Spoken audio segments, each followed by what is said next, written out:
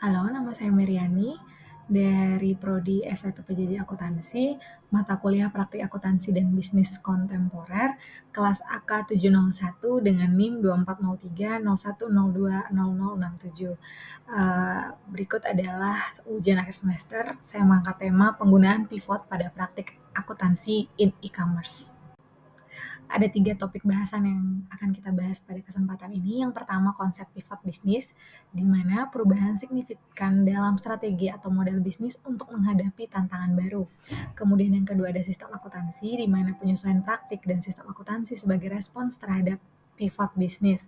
Dan yang terakhir adalah implikasi keuangan, pengelolaan perubahan keuangan, dan praktik akuntansi secara efektif saat melakukan pivot. Definisi dan konsep pivot. Yang pertama, perubahan strategis.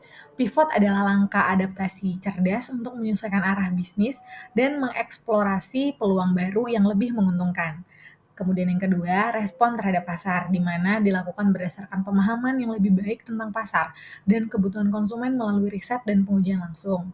Yang ketiga, adaptasi model bisnis, di mana perubahan elemen-elemen dalam model bisnis seperti segmen pasar atau proporsi nilai untuk tetap relevan dan bersaing.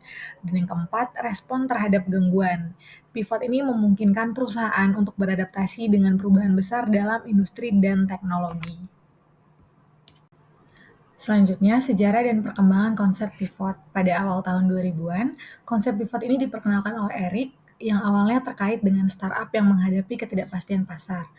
Pada pertengahan 2000-an, pivot ini mulai diterima oleh perusahaan besar di berbagai industri sebagai strategi untuk tetap relevan dalam pasar yang berubah secara cepat. Pada awal 2010, industri akuntansi mulai mengalami pivot seiring dengan kemajuan teknologi dan otomatisasi, di mana pivot ini mengubah cara kerja akuntan dan model bisnis perusahaan akuntansi. Hingga saat ini, pivot menjadi strategi kunci untuk bertahan, berinovasi, dan meraih kesuksesan jangka panjang di dunia bisnis yang sangat kompetitif.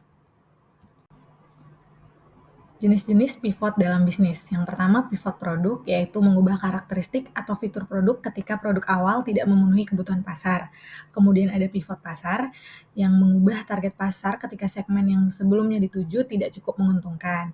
Selanjutnya ada pivot model bisnis, di mana mengubah cara menghasilkan uang atau memberikan nilai kepada pelanggan. Dan yang terakhir ada pivot teknologi, yaitu mengubah teknologi yang digunakan untuk menjalankan operasional bisnis.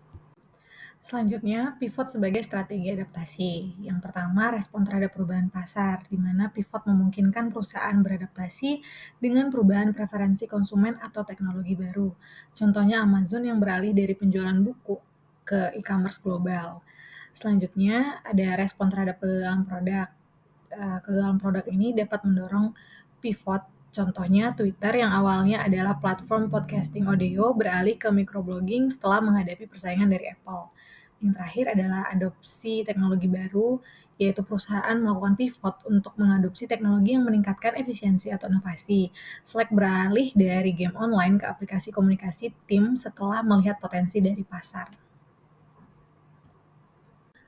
Selanjutnya, hubungan pivot dengan perubahan akuntansi. Yang pertama, hubungan pivot dengan perubahan akuntansi, di mana perubahan dari penjualan produk ke model langganan mempengaruhi cara pengakuan pendapatan.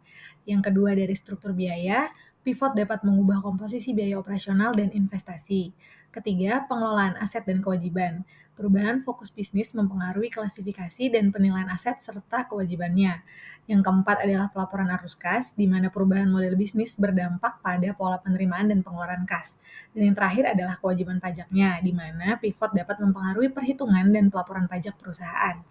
Pivot dalam strategi bisnis membawa perubahan signifikan dalam praktik akuntansi perusahaan. Penyesuaian ini diperlukan dalam berbagai aspek pelaporan keuangan untuk mencerminkan realitas bisnis yang baru. Kemudian, penyesuaian laporan keuangan dalam proses pivot. Yang pertama, pengakuan pendapatan, di mana pivot ini menyesuaikan kebijakan pengakuan pendapatan, terutama saat beralih ke model langganan. Yang kedua, perubahan pada struktur aset dan kewajiban, yang mempengaruhi klasifikasi aset dan kewajiban, termasuk penyesuaian metode penyusutan atau amortisasinya. Yang ketiga, biaya operasional, mengidentifikasi dan mengklasifikasikan ulang biaya operasional sesuai dengan model bisnis baru. Keempat, laporan arus kas, di mana pivot ini menyesuaikan laporan arus kas untuk mencerminkan perubahan pada penerimaan dan pembayarannya. Yang kelima, struktur pembiayaannya. Pivot memperbarui laporan keuangan untuk mencerminkan perubahan dalam pendanaan eksternal. Selanjutnya contoh penerapan pivot pada Starbucks, yaitu pivot ke digital dan drive-thru. Yang pertama adalah perubahan model bisnisnya. Starbucks itu awalnya fokus pada pengalaman di dalam toko saja, namun pandemi COVID-19 membuat mereka harus pivot ke digital ordering dan drive-thru.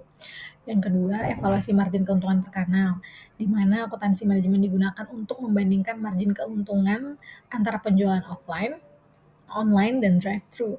Kemudian menghitung biaya tetap dan variabel dari operasional digital. Yang ketiga, investasi dalam teknologi dan penyusunan anggaran, di mana akuntansi keuangan membantu Starbucks mengalokasikan dana ke pengembangan aplikasi mobile dan sistem pemesanan secara online. Yang keempat, revenue recognition, di mana ada pengakuan pendapatan yang baru, yaitu menyesuaikan metode pencatatan pendapatan dari transaksi di kasir ke langganan, pemesanan online, dan program loyalitas. Selanjutnya, tantangan dalam menghadapi pivot dalam akuntansi. Yang pertama, penyesuaian pengakuan pendapatan, di mana pivot ini mengubah kebijakan sesuai dengan model bisnis yang baru. Kemudian adalah perubahan struktur biaya, di mana pivot mengalokasikan dan membedakan biaya dengan tepat. Dan ketiga, klasifikasi aset dan kewajiban, di mana menyesuaikan dengan perubahan produk atau layanan yang diberikan. Yang keempat, pembaruan estimasi dan proyeksi, di mana menyesuaikan asumsi dengan model bisnis yang terbaru. Yang terakhir adalah investasi teknologi, di mana pivot ini mengintegrasikan sistem akuntansi yang baru. Perusahaan yang melakukan pivot menghadapi tantangan signifikan dalam menyesuaikan sistem akuntansi mereka. Diperlukan pemahaman mendalam tentang perubahan model bisnis dan implikasinya terhadap praktik akuntansi. Dari semua penjelasan yang sudah saya paparkan, dapat disimpulkan bahwa pivot dalam bisnis tidak hanya soal strategi, tetapi juga harus didukung oleh praktik akuntansi yang tepat untuk menilai kelayakan, kemudian mengoptimalisasikan biaya dan memastikan keberlanjutan dari finansial.